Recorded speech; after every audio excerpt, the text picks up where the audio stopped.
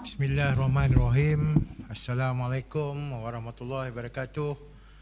Ya, kepada timbalan saya yang berada di studio Green Studio SSTP ini, Cikgu Hamidi, kepada Ketua Penolong Pengarah, tuan rumah kita Cikgu Nan pada hari ini. Terima kasih Cikgu Nan kerana tidak jemu-jemu menerima kehadiran kami ke sini. Okey, dan yang saya hormati tuan-tuan dan puan-puan ya, yang menjadi viewer untuk perhimpunan bulanan pada hari ini.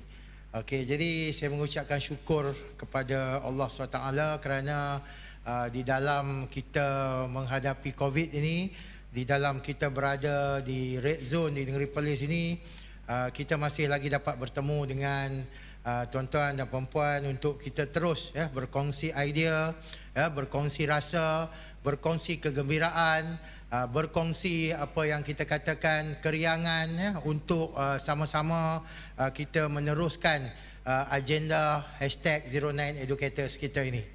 Jadi saya mengucapkan tahniah dan terima kasih ya pada Cikgu Ida daripada SMK Tuanku Lailatul Syahrin, dah jadi bintang filem pun Cikgu Ida kita ni, famous ke merata ceruk di Malaysia ni, kepada ustaz daripada SK Jelempuk. Jadi tahniah kepada kedua-duanya kerana sudi berkongsi. Jadi itu yang saya katakan keperluan kita untuk berubah di dalam era new normal ini, di dalam zaman VUCA ini. Sekiranya kita tidak mampu berubah, maka kita sewajarnya lah berfikir untuk kita katakan yang kita terpaksa akui, kita tidak dapat lagi bersama-sama dengan #09educators ini untuk memperjuangkan pendidikan di negeri Perlis ini. Baik tuan-tuan dan puan-puan yang dirahmati Allah sekalian. Jadi pada hari ini presentation saya ini akan saya buat dengan saya yang ringkas. Cuma saya mengharapkan tuan-tuan dan puan-puan dapatlah menyampaikan presentation ini kepada guru-guru ya, supaya mereka ini melihat dan mengkaji apa yang saya akan sampaikan ini. Jadi tajuknya adalah The Power of a Great Teacher. Jadi setiap guru yang ada di negeri Perlis ni, saya harap adalah guru yang hebat ya, guru yang cemerlang, guru yang sanggup berubah, guru yang sanggup berkorban wang ringgit mereka untuk memastikan anak-anak buah kita ini kita boleh sampaikan pendidikan dan juga kemahiran serta juga values itu dalam suasana COVID-19 ini. Okey, jadi apa yang menjadi intipati kita ataupun objektif kita sebagai guru di dalam dunia VUCA ni adalah kita hendak menjadikan anak-anak murid kita sebagai pemikir ya, pemikir di dalam abad ke-21 ini. Jadi ini yang saya nyatakan kepada tuan-tuan dan puan-puan, iaitu guru juga perlu kalis masa depan. Untuk melahirkan pelajar yang kalis masa depan, maka guru perlu kalis masa depan. Sebab kita berada di dalam dunia VUCA, dunia yang dipenuhi dengan volatility, uncertainty, complexity dan juga ambiguity. Jadi kita memerlukan growth process yang kita hendak sampaikan kepada anak-anak kita itu perlulah lengkap ya, perlulah tidak ada kelompongan di mana-mana sahaja. Dan untuk tujuan ini, maka pembentukan identiti pelajar ataupun jati diri pelajar itu adalah penting, kerana inilah yang dinyatakan dengan begitu jelas oleh mantan KPPM kita, Datuk Amin Senin, iaitu daripada sekolah rendah sehingga ke umur mereka 15 tahun kita membina growth oriented, pendekatan growth oriented, manakala exam oriented ini hanya akan berlaku pada ketika mereka di tingkatan 4 dan di tingkatan 5. Jadi itulah yang saya katakan kepentingan jati diri, kepentingan identiti pelajar tersebut. Jadi untuk membina jati diri, untuk membina identiti pelajar ni, ianya tidaklah semestinya berlaku di dalam kelas mata-mata. Ianya perlu berlaku di dalam persekitaran sekolah yang begitu kompleks, yang begitu luas. Jadi untuk tujuan ini, Kita di Negeri Perlis ini telah mewujudkan satu branding pendidikan yang kita namakan sebagai #09educators. Jadi adalah menjadi harapan saya, semoga semua pengetua guru besar, semua cikgu-cikgu dan semua pendidik Negeri Perlis ini menghayati menghayati filosofi yang ada di dalam #09educators itu. Dan filosofi itu adalah terletak kepada #09taxonomy. Dan ini adalah merupakan tool ataupun alat untuk kita bergerak ke hadapan, alat untuk kita berubah. Kita tidak akan mampu berubah kalau kita tidak ada alat, kalau kita tidak ada tool. Ibarat pembaiki pipe ataupun plumber itu, dia hendak merepair pipe di rumah kita, tapi dia pergi tanpa membawa alat. Mana mungkin dia dapat memperbaiki pipe di rumah kita. Jadi itulah analogi yang ingin saya sampaikan. Seterusnya adalah pendekatan. Pendekatan ini adalah penting, seperti mana yang dikongsikan oleh sahabat-sahabat saya tadi, Cikgu Ida dan Ustaz daripada Jelempuk ni tadi, bahawa pendekatan juga perlu berubah. Kerana walaupun kita boleh bersemuka, mungkin kita boleh bersemuka, tetapi pendekatannya perlu berubah. Dan inilah yang saya akan tekankan berkaitan dengan approach flip classroom dan juga teori-teori pembelajaran yang perlu kita ketahui. Dan akhirnya apa-apa sahaja yang kita buat, kita perlulah melihat impak. Sama juga saya berdiri di sini. Adakah apa yang saya sampaikan pada hari ini memberikan impak kepada pihak tuan-tuan dan puan-puan, kepada pihak sekolah? Sekiranya ianya tidak memberi impak, maka untuk perhimpunan bulanan yang seterusnya, saya perlu menukar approach. Saya perlu membawa peralatan yang lain, walaupun mungkin saya akan kekalkan branding dan filosofi yang telah kita sama-sama tetapkan. Okey. Inilah dia apa yang saya katakan tools, peralatan untuk kita berubah, peralatan untuk kita menjadi lebih hebat. Jadi saya mengharapkan perkara ini telah pun tuan-tuan dan puan-puan guru besar dan juga pengetua sampaikan kepada anak-anak buah. Adalah menjadi satu perkara yang sangat mengecewakan.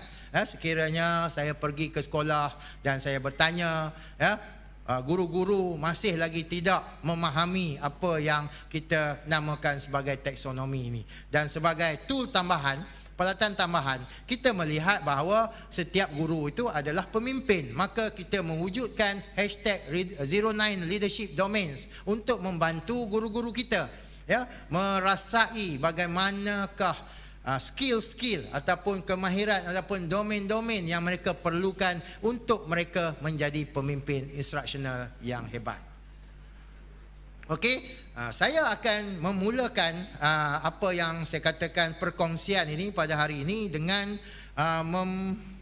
menunjukkan kepada tuan-tuan bahawa walaupun kita telah berusaha sedaya upaya untuk membuat platform online dan sebagainya dalam PDPR kita, tetapi ada satu perkara lagi yang saya rasa kita perlu lihat, yang akan menjadi kelompongan sekiranya kita tidak memberi fokus kepada elemen ini, iaitu elemen persaingan, elemen jati diri, elemen untuk berkolaborasi dalam satu pasukan yang selalunya akan boleh didapati oleh pelajar ini dalam program sukan, dalam program co-curriculum maupun dalam program co-akademik. Jadi dua slide di sini memberikan kita dua impak yang mungkin kita akan hilang, yang mungkin pelajar-pelajar kita tidak boleh rasai, yang mungkin mereka ibarat penyokong Liverpool yang baru kalah dengan sebuah kelab Burnley yang masuk ke gua dan mereka ini tidak didedahkan dengan kemahiran-kemahiran ini. Minta maaf penyokong Liverpool, saya menggunakan analogi ini sebagai contoh.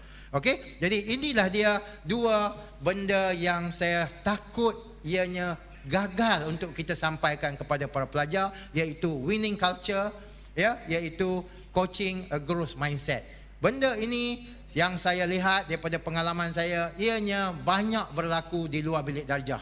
Ianya tidak dapat dilaksanakan dengan memberikan impak yang besar sekiranya kita ingin laksanakan di dalam bilik darjah. Maka dengan itu, okey, ini yang saya katakan, guru-guru di sekolah, pegawai-pegawai di JPN, khususnya di sektor pembangunan murid dan juga di sektor SPI, akademik dan lain-lain, perlu mula memikirkan bagaimana ya pertandingan-pertandingan yang tak dapat kita jalankan seperti biasa ini boleh kita jalankan dengan menggunakan platform online learning. Sekarang ramai orang yang masuk kejohanan marathon dengan menggunakan virtual running. Ramai orang yang melaksanakan program video game seperti FIFA dan sebagainya, dan saya mengharapkan supaya elemen kegembiraan, elemen persaingan ini dapat diteruskan walaupun dengan hanya menggunakan pendekatan online. Jadi inilah dia 7 Cs yang saya takut kita tidak dapat sampaikan kepada anak-anak kita sekiranya kita terus melupakan akan aspek co-curriculum, sukan ataupun co-akademik yang kita tidak dapat jalankan, iaitu aspek coaching, aspek pembinaan karakter, aspek berkomunikasi, aspek memberikan komitmen, aspek contagious energy, caring, dan juga aspek konsistensi. Dan ini adalah sebahagian poster yang saya petik kenapa student ataupun pelajar perlu melibatkan diri dalam sukan, 20 cara untuk membangunkan coaching yang menarik kepada pelajar. Inilah elemen-elemen yang kalau kita tidak fokus, kita akan tertinggal di dalam pandemik COVID-19 ini. Jadi saya harap berikanlah slide saya ini kepada guru-guru, kepada guru-guru PJ, menyatakan bahawa mereka adalah insan-insan yang kita perlukan untuk membantu membangunkan elemen-elemen ini kepada anak-anak murid kita. Okey, dan ini juga sebahagian daripada poster-poster yang telah saya kumpulkan. Dan pada saya, kenapa pelajar ni perlu bersukan? Kenapa pelajar ni perlu mengambil bahagian dalam pertandingan-pertandingan? Kerana the art, the art and science of making split second decision itu terletak di dalam program-program ini. Sekiranya pelajar mengambil peperiksaan, mereka mempunyai banyak masa untuk memikirkan tentang jawapan yang ingin mereka tulis di situ. Tetapi sekiranya mereka bertanding, apa-apa keputusan akan berlaku dalam split second sahaja. Dan ini adalah memerlukan mereka membuat keputusan yang tepat. Jadi secara tidak langsung kita membina karakter mereka, kita membina identiti mereka. Okey, saya teruskan dengan proses yang kedua, iaitu bagaimana kita sebagai seorang guru sekarang ini perlu mempelbagaikan teknik pengajaran kita. Saya tidak mahu di dalam PDPR ini guru hanya melemparkan lembaran kerja kepada anak-anak murid dan kemudian mengutipnya tanpa diberikan bimbingan. Bimbingan yang diberikan juga perlulah melalui proses-proses yang pelbagai, perlulah melalui kaedah pedagogi yang pelbagai supaya anak-anak murid kita ini akan tertarik kepada kita, akan tertarik kepada teknik pengajaran kita. Dan kalau kita tengok di sini terdapat juga beberapa utility yang ada pada anak-anak murid kita. Jadi ini adalah memerlukan kita untuk benar-benar memahami anak-anak kita. Kita perlu membuat head count kepada mereka. Berapa ramaikah yang kita boleh ajar sehingga mereka ini mencapai high utility? Berapa ramaikah yang hanya sekadar moderate utility, dan berapa ramai di dalam kelas itu yang hanya kita boleh sampaikan kepada tahap low utility. Jadi inilah keperluan-keperluan yang diperlukan. Maka di sekolah-sekolah dan juga dengan bimbingan daripada JPN, perlunya ada satu sistem, perlu ada satu proses, perlunya ada guru untuk master kepada teknik-teknik pengajaran itu, dan juga isi kandungan ataupun konten apa yang cikgu hendak ajar, seperti mana yang telah ditunjukkan oleh rakan-rakan kita sebentar tadi. Kalau Cikgu Ida, dia memang betul-betul master tentang silibus sejarah tingkatan 4, tingkatan 5, dan approach yang dia gunakan adalah approach TikTok. Jadi ini adalah approach yang kita perlu lihat apa yang boleh menjadikan kita ini sebagai pulling factor kepada anak-anak murid kita. Kita ini sebagai daya tarikan. Aplikasi apa yang kita boleh gunakan? Ustaz mungkin menggunakan aplikasi yang lain, Cikgu Ida menggunakan aplikasi yang lain, Cikgu Siti menggunakan aplikasi yang lain, ataupun Cikgu Juli di Kuala Perlis menggunakan aplikasi yang lain, kerana mungkin pelajar di Sekolah Perlis fokusnya setakat moderate utility sebagai contoh. Dan itulah akhirnya lihatlah kepada impak. Lihatlah kepada impak apa yang telah cikgu sampaikan. Adakah TikTok Cikgu Ida tadi memberi impak yang baik? Impak ini akhirnya akan diterjemahkan ke dalam keputusan peperiksaan. Sekiranya aplikasi dan approach serta level ini betul, saya percaya Cikgu Ida tadi akan berjaya membawa anak-anak muridnya mendapat keputusan yang hebat di dalam peperiksaan nanti. Okey, kita sama-sama mendoakan kejayaan itu untuk negeri Perlis. Okey, seterusnya, saya ingin membawa tuan-tuan untuk sebagai permulaan ini kita membuat satu kempen kepada semua guru-guru di negeri Perlis ini dalam PDPR mereka, khususnya kerana saya telah mencuba apa yang dikatakan pedagogi flip classroom ini di dalam PDPR, dan ianya memang sangat berjaya, ianya memang sangat berkesan kepada anak-anak murid. Jadi itulah yang saya katakan, di sini terdapat beberapa poster. Saya tidak inginlah nak menerangkan satu persatu sebab dia mungkin akan mengambil masa yang lama. Jadi lihatlah poster ini, cuba fahami. Saya rasa mudah saja untuk memahami apa yang diperlukan. Jadi contohnya, bagaimana nak flip classroom? Empower. Bagi empower itu kepada anak murid kita. Menggunakan teknologi. Membuat evaluasi dan akhir sekali membina satu learning community. Ini adalah PLC. Okey, dan jelas dinyatakan apakah 4 perkara yang yang telah menunjukkan bahawa flip classroom ini telah berlaku, dan ini adalah infografik bagaimana perbezaan antara traditional classroom dengan flip classroom ini. Jadi saya minta pedagogi ini disampaikan di kempen kepada cikgu-cikgu kita untuk menggunakan flip classroom ini supaya kita ini berubah. Jangan hanya mengajar dengan cara yang lama saja. Bukan saya kata cara chalk and talk itu tidak berkesan, tetapi pelbagaikan, dan antara kepelbagaian flora dan fauna pendidikan ini adalah flip classroom. Okey. Jadi ini lagi beberapa poster tentang bagaimana ianya ada 3 fasa, iaitu pre-classroom, sebelum mereka masuk ke classroom. Maksudnya kita maklumkan apa topik yang akan mereka belajar. Di dalam classroom, yang menjadi gurunya bukanlah lagi guru tersebut. Guru tersebut hanya sebagai facilitator, tetapi yang berkongsi idea, yang berkongsi maklumat itu adalah pelajar. Dan selepas kelas, apakah dia aspek apa yang kita katakan evaluation yang perlu kita gunakan. Tadi pun kita telah berkongsi dengan Cikgu Ida bagaimana dia telah menggunakan pelbagai kaedah pentaksiran. Jadi itulah yang saya katakan, pada hari ini ianya adalah merupakan PLC untuk kita. Bukan sekadar saya menyampaikan, tetapi saya berkongsi dan membimbing tuan-tuan, dan selepas ini tuan-tuan pula harus membimbing guru-guru di sekolah.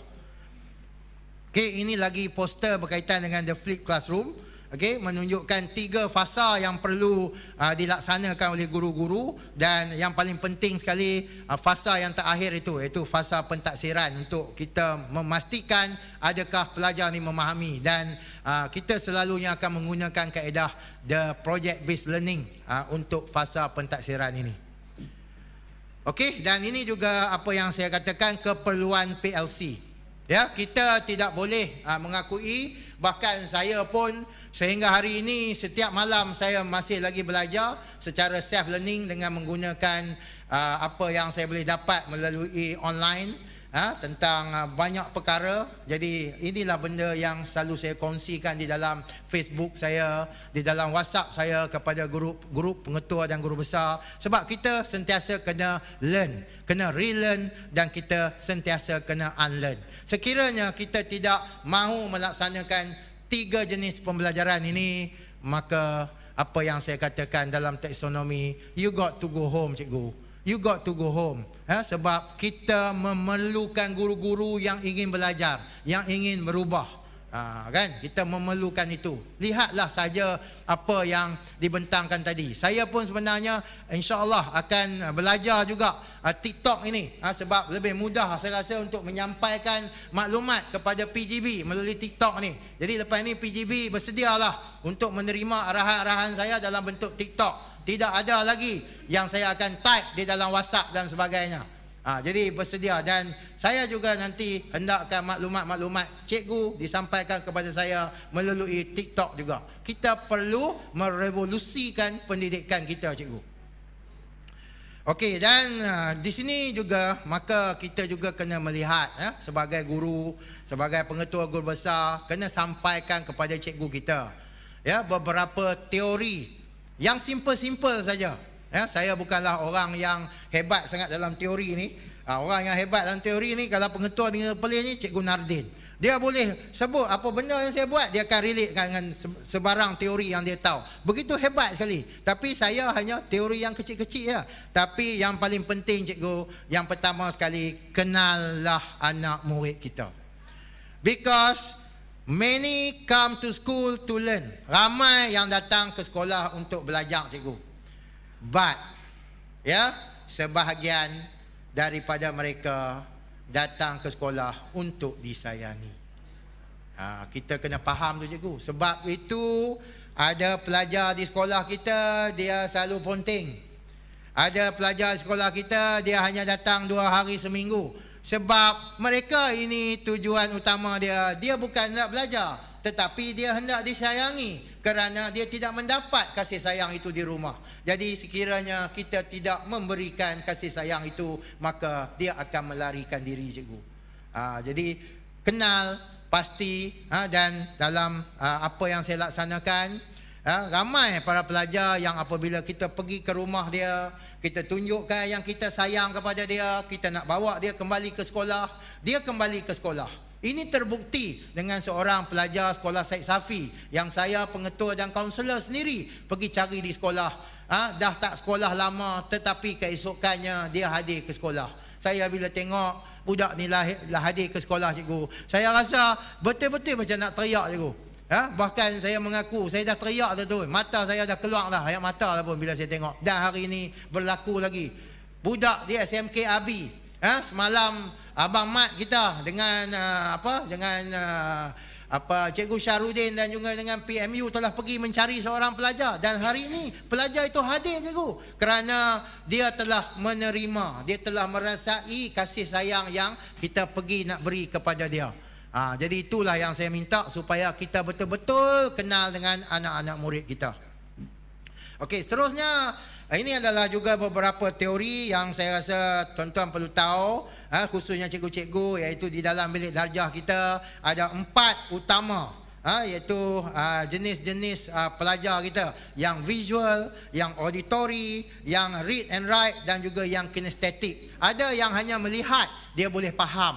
Ada yang hanya mendengar, tak payah bagi apa-apa gambar rajah pun dia boleh faham. Ada yang dia hanya membaca dan menulis, dia boleh faham. Ada yang kalau dia duduk saja dia tak boleh faham, dia kena bergerak. Dia kena bergerak ke sana, bergerak ke sini, lompat sana, lompat sini, baru dia faham.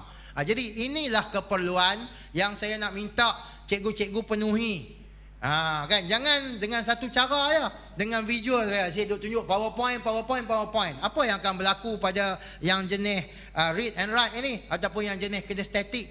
Dan kita juga kena tahu learning pyramid ni, cikgu, bahawa learning pyramid ini 90%-nya apabila pelajar kita boleh mengajar kawan dia, ini TP6 lah. Bermaksudnya pembelajaran itu telah betul-betul dipahami, ataupun knowledge itu telah betul-betul diabsorb oleh pelajar tersebut. Jadi tolong cikgu-cikgu kena faham the learning pyramid ini. Maksudnya kalau macam saya ni duk cakap saja dengan cikgu, jadi cikgu ni sebenarnya akan faham dalam 5%-nya. Tapi tak ada cara yang lain lah, sebab kita nak cepat dan sebagainya. Sepatutnya dia berlaku interaksi dan sebagainya. Cuma saya harap cara saya ni bukanlah 5%, tapi tinggilah sikit, kan? Okey, ini juga tentang multiple intelligence yang cikgu-cikgu perlu tahu. Ada 8 jenis. Ini kaunselor akan faham. Ya, kaunselor akan sangat faham. So saya minta di dalam kelas itu kalau boleh ada senarai mengikut warna. Ahmad ni dia jenis apa? Aminah ni dia jenis apa? Supaya cikgu-cikgu ni faham dalam kelas ini majoritinya budak jenis apa. Dan apabila dia tahu, contohnya budak itu jenis kinestetik, bermaksudnya dia perlu menyediakan pembelajaran ataupun pedagogi yang banyak pergerakan. Kan? Jadi itulah kepentingannya kalau kita tahu teori-teori ini, sebab kita boleh sesuaikan dengan teknik pengajaran kita. Okey, ini juga salah satu daripadanya. Okey, cikgu boleh lihat, cikgu boleh kaji. Okey, dan dia juga ada action learning, visual learning, verbal learning dan sebagainya. Dan akhirnya berapa banyak budak tu akan ingat. Inilah dia yang saya katakan, dengan strategi yang betul, kita akan dapat membantu pelajar itu menjawab peperiksaan dengan lebih baik kerana lebih banyak fakta yang dia ingat. Okey, ini sedikit tentang perubahan dalam Bloom taksonomi daripada tahun 56 sehingga 2001, bagaimana ianya berubah kerana revolusi pendidikan itu berlaku. Okey, ini lagi teori-teori yang saya minta Cikgu hayati. Yang paling penting jadi left and right brain. Cikgu-cikgu yang mengajar kelas sains tulen. Di dalam kelas cikgu mungkin ada budak yang minatnya kepada art, tetapi dia duduk di dalam kelas sains. Jadi perlu ada special treatment kepada pelajar-pelajar ni. Macam saya QE, anak saya yang sulung, dia bukanlah ke arah sains, tapi dia lebih ke arah apa yang kita katakan sebagai social sciences ini. Jadi that's why pada bulan 3 atau bulan 4, masa tingkatan 4, saya tukarkan dia masuk ke kelas social science untuk ambil ekonomi, perakaunan dan sebagainya. Kalau dia ni terus duduk di sains tulen, saya tak tahulah bagaimana dia nak menghadapi subjek biologi, fizik dan juga kimia tersebut. Dan ada juga 3 jenis minda yang cikgu-cikgu perlu tahu, iaitu rational, wise dan juga emotional. Sebab teori-teori ini akan membantu guru-guru kita untuk membuat persediaan untuk memilih pedagogi yang tepat kepada anak-anak mereka, walaupun ianya melalui PDPR. Okey, dan akhirnya kita perlu faham akan keperluan untuk menjadi guru yang kalis masa hadapan. Untuk menghasilkan pelajar yang kalis masa hadapan, maka perlulah dilihat akan perkara-perkara ini. Selalunya dalam 21st century learning, kita akan hanya melihat critical thinking, creativity, collaboration dan communication. Tetapi lihatlah juga skill literasi yang perlu kita sampaikan, iaitu information, media dan juga teknologi. Dan ini kalau cikgu tengok life skill dia, flexibility, leadership, initiative, productivity dan social skill ni adalah sangat bertepatan dengan apa yang kita lihat dalam #09 taksonomi tersebut. Maksudnya ianya tidak lari, cuma diolah semula untuk disesuaikan dengan lokaliti negeri Perlis ini dan untuk dipahami dengan mudah oleh guru-guru kita. Okey. Saya nak minta cikgu-cikgu muhasabah diri sikit. Cuba cikgu-cikgu tengok software-software lah kot yang ada di sebelah kiri saya tu. Dia ada berapa ni? Hampir 12 lah. Okey. Sekiranya satu pun cikgu tak tahu, saya kurang-kurangnya saya tahulah Canva ni apa dia, Padlet ni apa dia, kemudian saya tahu Zoom dan saya tahu Book Creator. Ada 4 saya tahu. Jadi walaupun 4, tapi bila saya tengok senarai ni, saya masih rasa risau. Sebab saya tidak mengetahui even 4 ni secara mendalam. Saya mungkin pernah menggunakan sekali dua, tetapi ianya tidak menjadi satu perkara yang saya gunakan setiap hari. Tetapi sekiranya cikgu melihat senarai ini, cakap orang Perlis, satu habuk pun cikgu tak tahu, cikgu sepatutnya rasa risau. Cikgu sepatutnya kena mula belajar. Cikgu sepatutnya kena mula panggil kawan-kawan untuk buat PLC. Saya belum cerita TikTok tu. TikTok tu biasa, semua orang tahu. Inilah benda yang guru-guru di negara maju telah mula menggunakannya secara meluas, terutamanya ketika pandemik ini. Tetapi kalau kita satu pun kita tak tahu, kita terkejut tengok menentang apa ni, maka kita harus merasa risau, cikgu. Ya, kita harus rasa risau, kita harus learn, unlearn dan relearn. Itulah yang saya katakan, sama-sama lah cikgu kita berubah. Ya, saya pun ya, kalau ikutkan bukanlah pandai juga ICT, IoT ni, tetapi kena cuba. Sebab kalau tidak kita ketinggalan. Saya dulu pun tak pandai juga order food panda, tetapi saya rasa ianya merupakan satu keperluan. Belajar dengan anak saya macam mana nak order, walaupun order yang pertama tu dia main hantar di rumah depan. Saya baik apa tu, kita ni kan, kita alert lah sebab kali pertama kan, jadi kita tunggu kan, tengok pasal apa dia hantar rumah depan pula. Lepas tu pergi tanya dia, ni apa dia ni? Dia kata menu-menu ni. Kata yang tu pakcik punya. Dia kata ni pakcik salah hantar alamat. Kan, jadi kena belajar tu. Tapi alhamdulillah sekarang ni okey lah, terus sampai ke pos kereta yang hantar makanan. Okey, jadi saya juga minta ya, untuk PDPR ini saya tidak mahu ianya berlangsung secara satu hala saja. Macam mana saya sedang sampaikan pada tuan-tuan. Ya, saya minta aspek menjana soalan diperkukuhkan di kalangan cikgu-cikgu. Cikgu cakap sikit, cikgu kena tanya soalan. Cakap sikit, tanya soalan. Dan bila tanya soalan, jangan cikgu sendiri yang jawab. Tunggu budak tu jawab.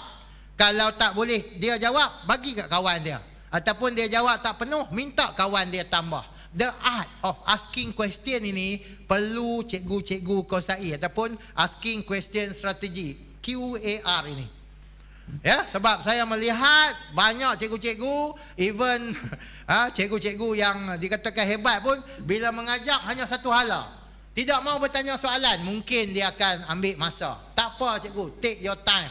Jangan nak rush sangat. Sebab kita mungkin rasa budak faham, tetapi sebenarnya budak banyak yang tak faham. Jadi biarlah dia slow sikit. Biarlah, kalau kita katakan orang putih kata less is more. Sedikit tetapi banyak. Jangan more, bagi macam-macam, tetapi budak kita dapat secoet saja. Kan? Jadi itu yang saya minta kita aplikasikan. Yang pertama sekali, tadi saya dah sebut dah, online. Program-program online, lawan congkak ke, lawan dam ke, lawan apa ke. Okey. Yang keduanya, flip classroom. Yang ketiganya, the art of asking question ataupun asking question strategy. Kan? Dan akhirnya, bila cikgu asking question, dia akan automatic menjadi student centered learning. Bukan kita saja yang menguasai kelas itu, tetapi kita juga berkongsi. Sebab sekarang ni tekniknya, strateginya bukanlah daripada top bottom, tetapi ianya lebih banyak kepada bottom up. Maksudnya kita berkongsi maklumat dengan anak-anak murid kita. Kita perbetulkan dan juga kita berikan maklumat tambahan. Kita bukan lagi cikgu, kita sebagai facilitator. Ya. Okey, dan apabila kita membuat perubahan dalam bentuk pedagogi, maka perlulah ada juga suplemen, supportnya daripada pengetua dan guru besar untuk menyediakan bilik-bilik kelas yang sesuai dengan kaedah-kaedah pembelajaran tadi, kerana kaedah-kaedah pembelajaran ini mempunyai aktiviti-aktiviti yang perlu dilaksanakan. Jadi yang pertamanya, kalau dapatlah wujudkanlah satu atau dua kelas yang kita katakan kelas PK21 ataupun kelas future classroom. Jadi bila nak buat future classroom ni, ni dah saya bagi dah bimbingan. Alat-alat yang perlu ada. Kan? Ini boleh minta bantuan PIBG lah. Maksudnya kena tukar sikit setting kelas. Cara kelas diatur. Kan? Perlu dilihat semula. Tapi sekarang ni mungkin tak boleh lagi lah. Sebab kita tak boleh duduk dekat-dekat. Kita kena ada penjarakan. Tapi untuk masa hadapan. Kan? Inilah dia. Cuba cikgu tengok. Bayangkan cikgu, budak ni dah lama tak pergi sekolah. Bila dia pergi sekolah, tengok ini rupa bentuk kelas dia. Saya rasa bukan lagi dia pergi sekolah 7.30, 6.30 dia sampai sekolah lah. Kan? Jadi itulah yang saya nak sama-sama ajak cikgu-cikgu, pengetua guru besar, sekurang-kurangnya buatlah satu kelas untuk yang kita namakan future classroom. Motivasikan anak-anak murid kita, bagi rangsangan pada mereka dengan meletakkan gambar-gambar mereka di kelas. Ini sebenarnya adalah physical pulling factor. Kita sendiri perlu menjadi pulling factor, tetapi physically di sekolah juga perlu ada pulling factor. Kan saya ucapkan tahniah. Ada satu sekolah, tak mau sebut lah, lagi orang marah lah saya sebut sekolah tu ya kan. Cikgu dia pun ada dalam studio ni, dia kembang lebih pula. Kan? Sekolah tu dalam library dia ada kafe. Budak-budak sambil minum, sambil baca buku, boleh minum kafe, boleh minum kopi, boleh makan cupcake. Jadi inilah dia redesign yang perlu kita bawa ke dalam sekolah kita. Kan? Termasuk juga macam dalam gambar ni. Okey, kita tengok. Bayangkan cikgu, saya rasa ini kalau pergi tanya Cikgu Suzaidi dengan harga RM500 pun dia boleh buat lah ni. Kan? Jadi inilah dia, bukanlah kita kata nak jadi hebat sangat macam ni, tapi sekurang-kurangnya ada perubahan. Sebagai contoh 1 atau 2 bilik darjah. Ya, ini mungkin mahal sikit lah. Kan? Okey, akhirnya cikgu, saya hari ini saya menjadi salesman. Pegawai-pegawai saya di jabatan pun saya dah bagi tahu dia, jadi salesman. Salesman jual mesin ayak tu, kuku ke, kowe ke apa ke. Jangan jadi orang tablik. Pasal apa? Pasal orang tablik, dia bawa tool. Dia ada cerita dia. Jangan marah orang tablik melawak ni no. Jangan jadi orang tablik sebab tool yang dia bawa, cerita yang dia bawa, cerita yang sama. Kan? Jangan jadi orang yang nak pergi mencari kesalahan. Macam satu tu lah, dia nak pergi cari, dia nak denda kita. Itu langsung tak bawa tool. Itu memang nak pergi cari salah. Itu lagi tak boleh. Jadilah salesman. Sebab apa? Salesman dia datang dengan senyuman dia. Cara satu kita tak beli, dia guna cara yang kedua. Cara yang kedua kita tak beli, dia guna cara yang ketiga. Itu saya nak. Because PGB perlu menjadi salesman. Apa idea yang saya sampaikan? Kita ini adalah sistem MLM. Apa yang saya sampaikan?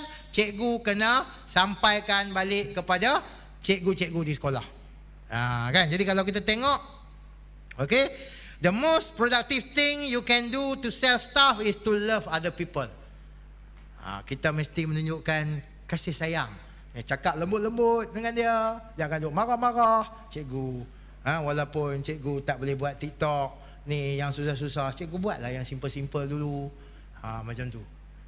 Kan, kalau dia tak boleh buat juga ataupun dia tak mau buat, barulah marah sikit. Lesson 2, never give up. Jangan give up. Macam kita duk kata, saya duk pergi sekolah, jangan give up, jangan give up. Okay, so kita buat pelan-pelan. But never proceed unprepared. Nak buat sesuatu kena ada preparation. Yang ketiga, whatever you are trying to accomplish, try to control your emotion. Kan, jangan jadi emosi. Orang tak mau buat, jadi emosi. Maksudnya kita kena cuba dan terus mencuba. Because we are salesman. Salesman ni, kalau salesman yang bagus, selipar Jepun tu, cikgu celup tepung, cikgu goreng, cikgu jual pun ada orang beli. Itu salesman yang bagus cikgu. Adakah cikgu mampu menjadi salesman yang hingga berjaya menjual selipar celup tepung? Kalau daun celup tepung ni, saya rasa orang beli lagi. Abang dia ni daun bayam ke apa kan, dia beli lagi. Tapi ni selipar pun dia beli. Sebab kekuatan kita menjual produk #09educators tersebut. No? Okey, ini ada satu teka-teki. Siapakah orang yang paling laju sekali sekarang ni di dunia? Yang paling laju. Saya tak kata lari laju ke apa ke, saya kata yang paling laju. Siapa dia cikgu? Cuba cikgu fikir. Sebab saya nak juga orang Perlis ni juga laju. Selaju dia bergosip. Perlis ni saya kata kecil dan laju. Gosip pun cepat je sampai. Kan? Jadi orang yang paling laju sekarang ni, cikgu-cikgu, belum lagi. Sat. Yang ni. Tahu cikgu? Yang bawah sekali cikgu. Ustaz Abid Liu. Ini pada saya orang yang paling laju. Ada apa masalah, dia sampai dulu. Semua benda dia yang sampai dulu. Apa budak tak cukup komputer, dia yang sampai dulu. Kan, ini orang yang paling laju sekali dalam Malaysia sekarang ni. Kita tak maulah lari laju, kita tak maulah jadi superhero flash ke apa, kita mau orang yang laju dalam memberi bantuan. Jadi buat saja cikgu dan buat dengan cepat. Sekadar yang kita mampulah. Maksudnya bukanlah kata cepat tapi tak jadi. Okey? Okey, dan ini yang saya kata tadi, macam mana nak persuade orang sebagai kita ni sebagai ejen perubahan, yang saya kata tadi salesman. Ya, orang tabligh dengan marah lah. Bukan kata tabligh ni tak bagus, cuma cara penyampaian dia tu, dia nak persuade kita tu, nak ajak pergi surau tu tak begitu bagus. Sebab cerita yang sama aja. Kan, dia patut mai hari ni cerita lain, esok cerita lain, hari lusa cerita lain. Ini saya ambil contoh di rumah saya lah, hujung rumah saya tu ada surau tabligh. Hari Senin dia mai cerita sama. Hari Selasa dia nak ajak saya pergi surau pun cerita lama. Cerita yang sama dengan hari Senin. Hari Rabu dia mai lagi pun cerita yang sama. Jadi saya pun tak tertarik lah nak pergi surau tu. Kan? Tapi sebenarnya kita pergi lah juga surau. Okey, no? Dan ini adalah the comfort zone yang saya selalu katakan. Jadi cikgu-cikgu kena bantu bila cikgu kita nak keluar dari comfort zone, dia akan berada dalam fear zone. Kan, di sinilah dia perlukan bantuan, motivasi kita. Kalau di sini pun kita tak bantu dia, maka dia akan kembali ke comfort zone. Sebab kita nak bawa dia keluar ke learning zone. Macam cikgu 2 orang yang ada dengan saya hari ni, depa ni bukan learning zone je, depa ni dah growth zone. Depa dah hebat. Depa dah berjaya berkongsi dengan orang lain. Tetapi kalau saya biar depa duduk dalam growth zone lama-lama, mereka pun akan kembali dalam comfort zone. Sebab dia akan perasan dia dah bagus. Dia takkan learn, relearn dan juga unlearn lagi. Jadi kena tengok juga setiap zone ni supaya dia sentiasa bergerak dan akhirnya dia sentiasa recycle balik benda-benda yang dia kena buat itu. Okey? Jadi saya rasa itu sajalah yang saya nak berkongsi dengan cikgu-cikgu. Okey, pada hari ini cikgu saya dah hantar dah slide ni dalam grup WhatsApp. Bolehlah berkongsi. Cuma di sini ada beberapa makluman lah especially daripada sektor operasi sekolah ni, sektor pengurusan sekolah. Okey, yang pertamanya ini adalah makluman tentang beberapa penambahbaikan oleh pengurusan sekolah lah. Okey, yang pertama sekali adalah penyusunan kelas. Okey, dia kata kalau boleh kelas ni cubalah susun jauh-jauh sikit. Janganlah beratok 5A, 5B, 5C, 5D, 5E tu satu baris ya. Satu tingkat ya. Lah ni bilik kosong banyak. Jadi asing-asingkanlah sikit. Mungkin 5A tingkat 1, tingkat 5A, 5B tingkat 1, 5B, 5C, 5D tingkat 2. Macam itulah. Okey, yang keduanya kapasiti pelajar. Dia kata kalau pelajar ni ramai sangat dalam setiap kelas, tak boleh ada penjarakan, maka bolehlah. Kita kata bukanlah kita nak suruh buat satu kelas lagi. Kita gunakan kelas yang lebih luas ataupun buat dalam 2 kelas dengan menggunakan 2 orang guru. Sebab cikgu kita kan sekarang ramai yang PDPR saja, jadi boleh minta bantuan mereka. Jadi ini ikut kesesuaian lah, no? Bukan saya kata ini mandatory kena buat. Okey, jadi cuba tengok. Tapi saya rasa Perlis ni okey lah kot. Kapasiti pelajar tak begitu ramai. Kalau buat dalam dewan, ramai-ramai tu pastikan SOP tu dipatuhi cikgu. Jangan kita tak cukup dewan tapi kita sumbat juga budak ramai-ramai. Macam saya pergi ke Sains Perlis tadi, alhamdulillah nampaknya SOP distance tu ada dilakukan. Yang ketiga adalah cara nak menyuraikan pelajar balik. Jadi minta dilihatlah cara yang terbaik, model 1 sampai model 5 tu yang telah diterangkan dengan panjang lebar itu. Jadi kita tengok model mana yang sesuai untuk kita gunakan. Okey, ini pun saya rasa juga taklah begitu kritikal sangat di Perlis ni. Cuma kalau nampak terlalu sesak pada ketika nak balik tu, cikgu kena aturkanlah. Mungkin letakkan budak dalam kelas dulu, lepaskan secara staggered lah, secara staggered, tidak secara sekaligus. Okey, saya juga nak minta ni bukan ni lah, minta tolong senarai semak pengurusan pembukaan sekolah yang diberi oleh KPM dalam Google Form. Selewat-lewatnya hari ni cikgu. Google Form. Jadi sekolah rendah ke sekolah menengah ke kena isi. Yang mana mungkin tak begitu, sekolah rendah contohnya tak berlaku lagi, mungkin boleh tinggalkan. Tapi kalau Google Form ni dia tak boleh tinggalkan, dia kena isi juga. Jadi cikgu cuba isi. Sebab saya pun tak tengok lagi apa soalan-soalan yang dia tanya. Jadi apa-apa kemuskilan, boleh refer kepada Cikgu Hamidi lah. Okey, next. Koperasi dengan kedai buku boleh dibuka. Ibu bapa tingkatan-tingkatan lain lah boleh main beli buku. Tapi yang ni dia tak sebut buku teks dia tak sebut. Cuma dia kata bila buka koperasi kedai buku, pastikan tidak berlaku kesesakan lah. Ya, jadi orang yang nak main jual buku tu pun kena ikut SOP yang ketat, dan ibu bapa kena mungkin buat jadual lah supaya tidak ramai sekaligus yang hadir. Itu pun di SMK Arau, bila saya pergi lawat, saya nak balik, saya risau lah tengok sebab ramai sangat mak pak di luar itu berkumpul untuk ambil buku teks. Jadi tolong tengoklah sama lah, jangan berlaku kesesakan. Ianya boleh dibuka.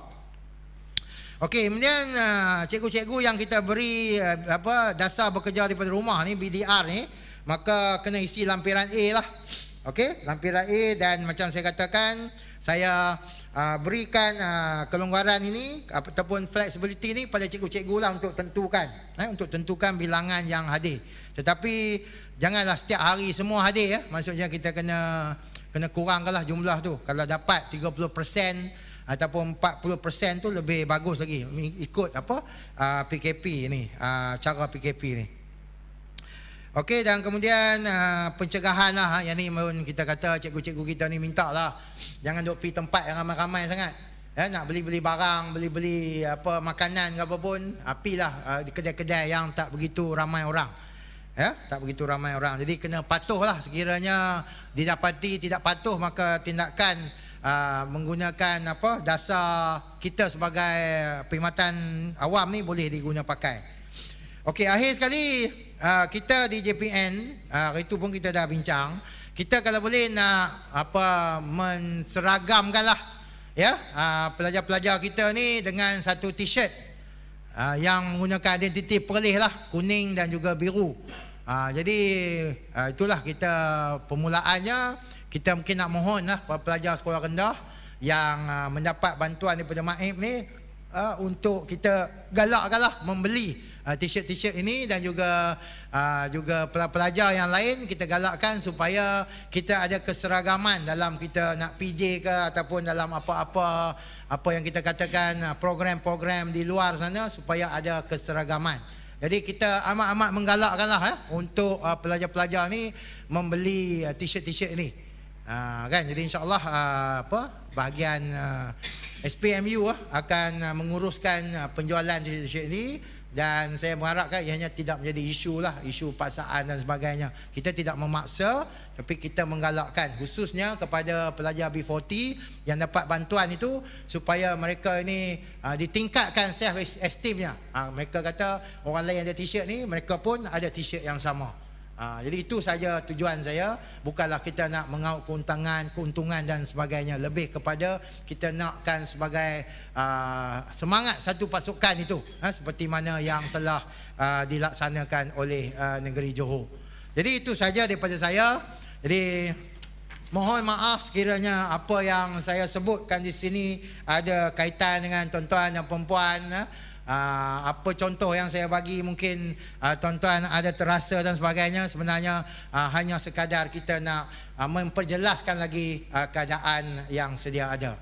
Jadi itu saja daripada saya. Jadi saya ucapkan tahniah kepada sektor pengurusan sekolah yang telah menganjurkan perhimpunan bulanan ini kepada 2 orang cikgu kita ini. Kita harap nanti sekolah-sekolah lain pun akan ada wakil, dan khususnya kepada SSTP yang terus-menerus mengkuasakan kita punya live ini.